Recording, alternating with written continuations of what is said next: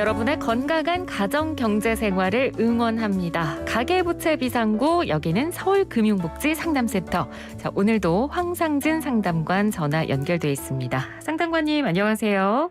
네, 안녕하세요. 가계부채 비상구 서울금융복지 황상진 상담관입니다. 네, 2주 전에 저희가 이제 상담관님이랑 첫 전화 연결을 하면서 이제 빚이 어떻게 만들어지는지, 그리고 어떻게 해결이 가능한지, 또 코로나로 힘든 소상공인분들 만나보셨던 거 실제 사례들을 들려주셨는데, 자, 오늘은 두 번째 시간으로 어떤 내용 준비해 오셨나요? 네, 2주 전에는 이제 빚이 생겨나는 과정과 치료 방법에 대해 간략히 말씀드렸고요. 결국 부채 관리는 빠르면 빠를수록 좋다는 내용으로 말씀드렸습니다. 네. 이번에 준비한 내용은 바로 부채 탈출 첫걸음인데요. 자, 우리가 부채 탈출을 위해서 우선적으로 점검해야 할 핵심 내용들을 오늘 안내해 드리겠습니다. 네, 이제 실전으로 들어가는 것 같습니다. 부채 탈출하는 방법, 부채 탈출을 위해서 우선적으로 좀 봐야 될 것들, 어떤 것들을 먼저 점검을 하면 좋을까요? 네, 가장 먼저 점검해야 하는 부분은 바로 내 부채가 어디에 얼마나 있는지를 꼼꼼히 파악하는 것입니다. 이게 설마 내가 빌려 쓴 부채가 어디 얼마인지 모를까 이렇게 생각할 수도 있겠지만 네. 우리가 급하게 돈을 빌리거나 여러 군데 한꺼번에 대출받는 경우에는 채권자 이름은 기억을 해도 상환 방식이 원리금 상환인지 원금 균등 상환인지 또 금리는 몇 프로이고 연체율은 어떻게 되는지 점검하지 못하는 경우가 많습니다. 이런 경우엔 내가 내 부채를 잘 안다고 할 수는 없겠습니다.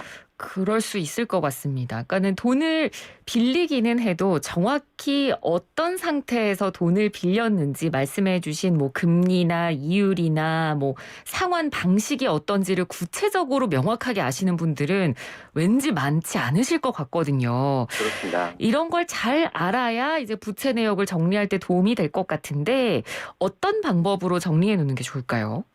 네, 우선 대출 기관별로 묶는 방법이 있습니다. 은행끼리는 1금융권으로 묶어놓고 이제 카드나 캐피탈, 저축은행은 2금융권, 나머지 대부업체와 개인으로부터 빌린 돈은 따로 묶어서 이렇게 정리하는 게 좋습니다.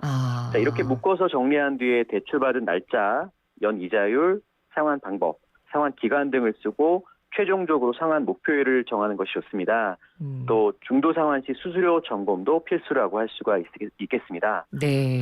물론 연체 전이라면 이렇게 세부적인 정리가 어렵진 않겠지만 저희 센터에 찾아오시는 많은 분들처럼 장기간 연체하신 분들은 처음에 돈을 빌린 채권자와 나중에 채권을 양수받은 채권자를 구별하지 못하는 경우가 많아서 어려움을 겪는 분들도 많이 있습니다. 예, 그렇군요.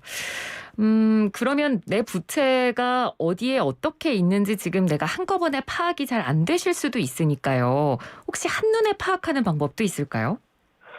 네. 저희가 신용조회라든지 금융전산을 통해서 파악하는 방법도 있습니다. 네. 자, 부채 확인할 때 가장 손쉬운 방법은 나이스 지킴이나 올크레딧과 같은 신용조회 사이트를 활용하는 방법입니다. 1년에 3번이 무료인데요. 전 국민 누구나 신용조회를 무료로 이용할 수가 있습니다. 네. 나의 대출 내역이나 연체 정보, 신용 점수 등을 확인할 수가 있는데요.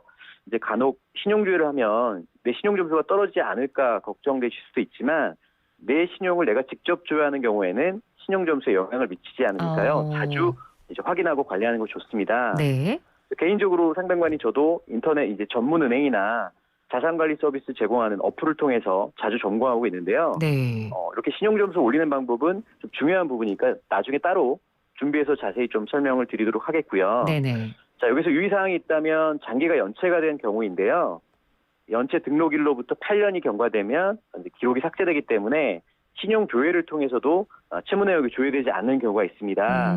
자, 이럴 때는 이제 법원에 가서 소송 기록 열람 신청이라든지 또 나에게 오는 독촉 고지서를 한데 모아서 이제 상세히 파악한다면 향후에 채무 조정 제도를 신청할 때도 최대한 빠짐없이 진행할 수가 있겠습니다. 네. 자, 그러면 이런 경로를 통해서 내가 어떤 부채를 가지고 있는지 내역을 정리를 했다. 그러면 이 부채에도 갚아 나가는 순서가 있다고 들었거든요. 우선순위가 있을까요? 네, 그렇습니다. 빚을 갚는 데도 순서가 있습니다. 매달 꼬박꼬박 빚을 갚아도 뒤돌아보면 원금이 이제 그대로인 게 바로 부채의 늪인데요. 네. 우리가 밑빠진 독에 물붓기가 되지 않으려면 우선순위를 정해야 합니다.